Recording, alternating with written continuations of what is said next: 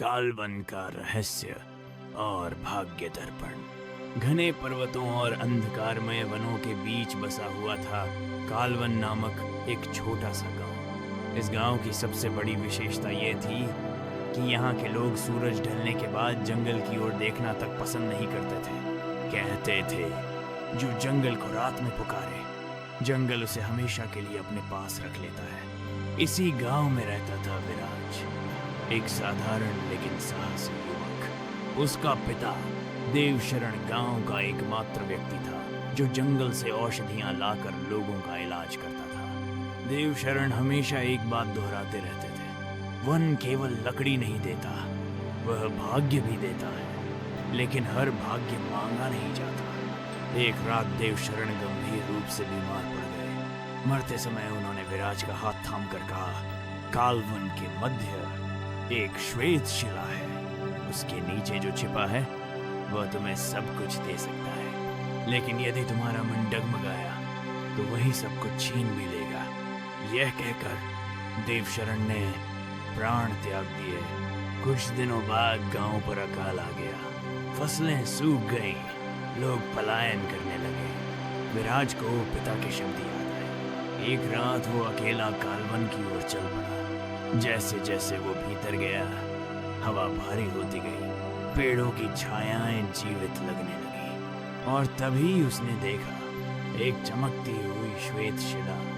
जैसे ही उसने शिला हटाई, धरती कांप उठी और वहां से निकला एक कांस्य दर्पण। दर्पण में उसका प्रतिबिंब नहीं था, बल्कि एक वृद्ध स्वर गूंजा, जो मुझे धारण करेगा वो 3 वर मांग सकता है, पर हर वर के बदले एक मूल्य चुकाना होगा। विराज ने कांपते स्वर में कहा, मेरे गांव को भूख से बचा लो। अगले ही दिन गांव में अन्न की वर्षा होने लगी, लेकिन उसी दिन विराज की माँ की आंखों की रोशनी चली गई। विराज समझ गया, मूल्य चुका लिया गया था। गांव वाले विराज को नेता मानने लगे। उसने दूसरा वर मांगा, मुझे ऐसा बल दो कि मैं अन्याय के विरुद्ध खड़ा हो सकूं। वो अपराजेय योद्धा बन गया, लेकिन उसका हृदय धीरे धीरे कठोर होने लगा।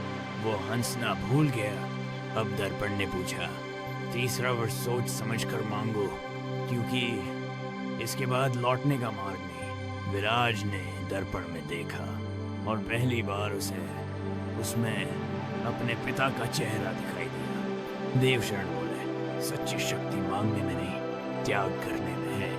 विराज की आंखों से आंसू बह निकले। उसने दर्पण को जमीन पर रख दिया और कहा, मुझे कोई वर नहीं चाहिए, जो मिला है वही पर्याप्त है। दर्पण फट गया, उसमें से प्रकाश निकला और कालवन शांत हो गया। गांव में समृद्धि बनी रही। विराज ने शासन नहीं किया, सेवा की, और वर्षों बाद जब उसकी मृत्यु हुई, लोग कहते हैं कालवन की श्वेत शिला आज भी चमकती है, लेकिन अब वो किसी को पुकारती नहीं। जो शक्ति बिना परिश्रम मिले वो अंततः कीमत जरूर मांगती है, और सबसे बड़ा वर संतोष और करुणा